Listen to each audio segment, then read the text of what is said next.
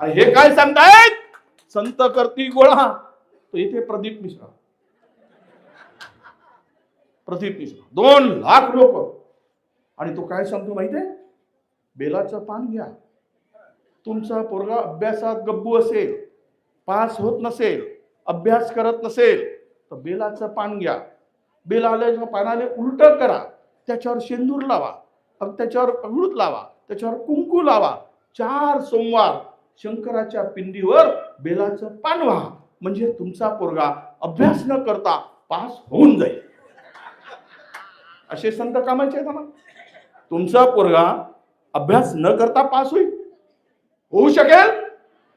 त्याला अभ्यास करावा लागेल की नाही? पण अशी संतांची फौज भाजपाने तयार केली की बहुजनांच्या पोरांनी शिकू नये, बहुजनांच्या मुलांनी, दलित, आदिवासी, शोषित, पीडित, उपेक्षित, दुर्लक्षित, 18 अलुतेदार, 12 बलुतेदार, या पोरांनी शिकू नये. हा पोरगा गडपड राहिला पाहिजे आणि 4% लोक या देशाचे मालक झाले पाहिजेत. तुम्ही समजदार आहात. अरे तुम्ही गुलाम झाला असता, एक जर बाबासाहेबांनी तुम्हाला सर्वांना मताचा अधिकार दिला नसता, तर या देशातील लोकशाही टिकली असती आणि तुम्ही गुलाम. त्यांची पुण्य आहे.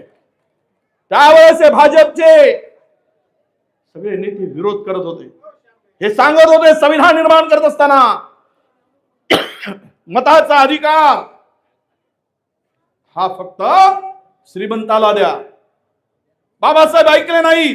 मग यांनी सांगितलं मताचा अधिकार सुशिक्षितांना द्या. काही बाबासाहेब ऐकले नाही.